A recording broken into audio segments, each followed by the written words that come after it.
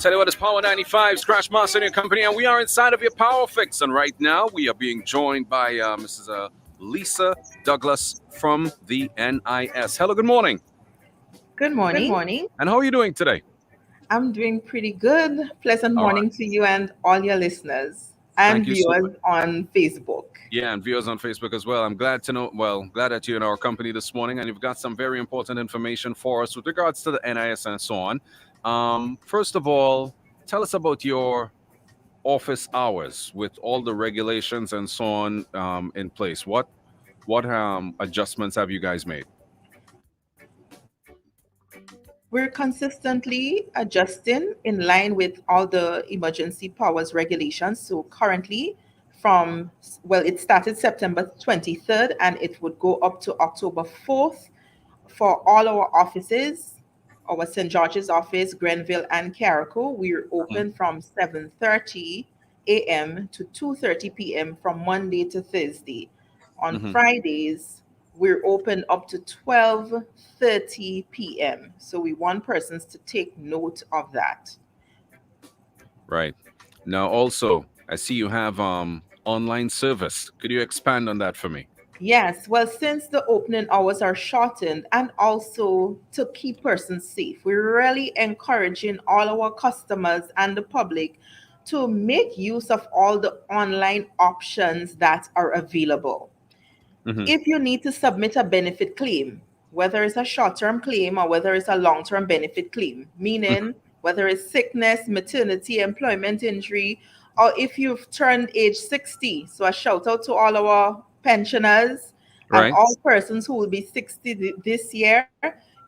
You can stay at home and submit your benefit claims. If you have somebody in your family who was contributing to NIS and they pass away, you can claim for survivor's benefit, and you can do so electronically also on our website. So we have those online services.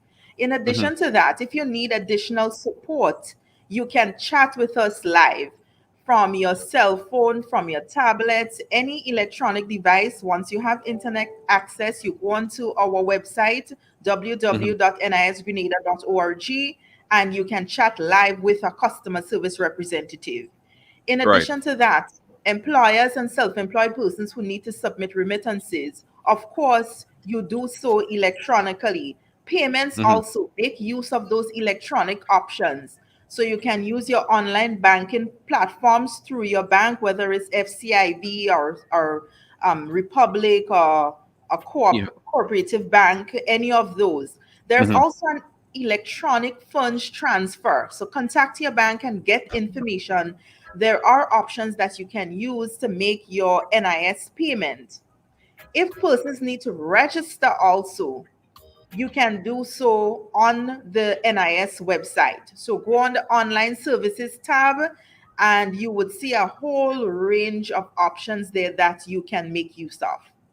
All right. Well, that is good. And with the pandemic and so on, we've really had to make more use of doing things online as opposed to going in person. And for me, it's a lot more convenient. Yes, All it right. is. Tell us about claiming benefits. How does one go about doing that? Okay.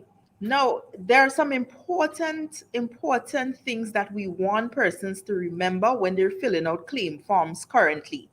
So Mm-hmm. we prefer if you submit your claim form, your long-term benefit claim form, survivor's age, invalidity, submit it electronically. When you're completing your claims for sickness and maternity and employment injury also, you Mm-hmm. need to remember to include your email address. That is how we will communicate with you in terms of letting you know that your benefit is being processed, letting you know your benefit is paid, how it was calculated, letting you know it was sent to your account. So please include your email address. That's Make important. sure your banking information is of utmost importance. We send your benefit directly to your account. So always remember to double check your account, make sure the name and the number, everything is correct because we Mm-hmm. send your payments directly to your account. So never fill out your claim form and leave out your email address or your banking or your credit union information. Mm-hmm. That's very important. Also, tell us about the NIS Sickness Benefit, the COVID-19 one. Okay, so the NIS pays sickness benefit for every type of illness, and that includes COVID-19. And one of the clarity that we are trying to get persons to understand is that there's no difference between a sickness benefit for COVID-19 and a sickness benefit for any other illness. It's the Hmm. same sickness benefit. The qualifying conditions are the same. The calculations are the same. Hmm. So some persons have been wondering and thinking that is a special benefit. It's not a special benefit. The law makes provisions for in cases where there's a contagious disease. So in this case, there's a pandemic where persons may be required to quarantine or self-isolate to protect others and protect themselves. In that That's case, true. a sickness Hmm. benefit is payable. The only difference is in that case, a doctor's medical certificate is not required, but it's the same calculation, it's the same qualifying conditions. The only difference is the form that is required to be filled out. So there's a Hmm. special form for persons who are required to quarantine or self isolate. So all employees and self employed persons who are required to quarantine or self isolate, you can claim Yeah, for a sickness benefit. It's the same 65% of your average salary you'll be you receiving, because the yeah. qualifying conditions and the calculation is the same. But the form is different. The form is different. Now, if you're Okay. diagnosed with COVID, you fill out a regular sickness form. The only thing that's different is the form that is required. Okay. The only. All right. We understand that. Now, tell us about the when are the NIS contribution payments due? Yes, it's almost month end. Well, actually, it's month end. Today is the 30th. Almost Montana. Is it 30th September? Right. It's the 30th of September. So Mm-hmm. we're reminding employers and self-employed persons, everybody who worked and received income for the month of Mm-hmm. September, contribution Mm-hmm. payments are due at the end of the month. Yeah, remember the Okay. 2 weeks is just a grace period. It is due and payable at the end of the month. We're also reminding employers, again, make use of the electronic options that are available to make your payments. So it's time to submit those payments to NIS. One thing to note, for the month Mm-hmm. of August, we know Yeah. we had some ups and downs in terms of the opening of the office. So we're letting employers know for the month of August, we will not be charging surcharge and interest for late payments. So if for some Okay. reason or another your payments for August were it was late, you're getting a bit of relief, we would not be charging any surcharge and interest for the month on payments for August specifically. So this doesn't apply to this current payment for September. It's Yeah. due, we're open, or you could use your electronic means, make your payments and make them on time. Okay, but for the month of August, we would not be applying any surcharge and interest. And finally, tell us about the enrollment verification form. Okay. Now, there's a benefit called survivors. Once an employee or a self employed person who was contributing to NIS, once that person passes away, their survivors, their immediate family, they're entitled to a survivor's benefit.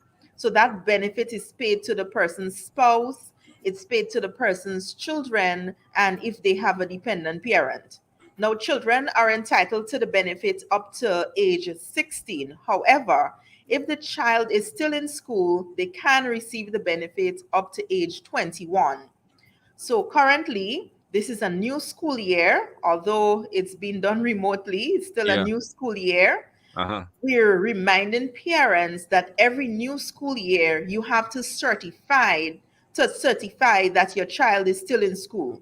So if your child is receiving a survivor's pension from the NIS and Hmm. they're age 16 and over, you must complete that enrollment verification form. The form must be signed by the school principal. So you have the child Okay. fill out their section, Yeah. right? The principal would complete their section, and you don't necessarily again need to come in to submit the form. You can scan it and email it to us. And you may say, well, I don't have a scanner at home, but right on our cell phones, we have those lovely scanning apps.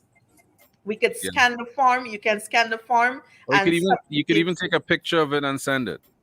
Well, we that's true once it's done properly. Yeah, So once it's done properly. Yeah. make sure it's you scan it properly. Or of Hmm. course, if you really have to come in, you come in and you drop it off. Remember our opening hours. Please be guided by that, Yeah. especially on Fridays up to the 4th of October, where Hmm. we have very short hours because of the current regulations.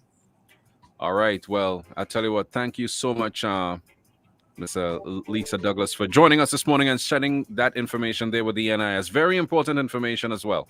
And I'm sure that the listeners would have gathered and learned something. And please, as you said, make use as much as possible of the online services that you offer. You know, it really does help to speed up things. And it's, for me, it's a lot more convenient, especially now heading out and so on and so forth. All right. So thanks again for joining us here on Power 95. You're most welcome and have a good day all. Stay safe, follow the protocols, and let's Mhm. keep each other as safe as we can. Yeah, let's keep each other as safe as we can. Thanks again for joining us here on Power. All right. You're welcome. Take Okay. care. Have a good one. That's it right there. Speaking with Miss Lisa Douglas from the NIS. Stay right here. We got a whole lot more coming up. And hey, don't forget, in the ladies' room today, I'm going to be speaking with Lyrical. Stay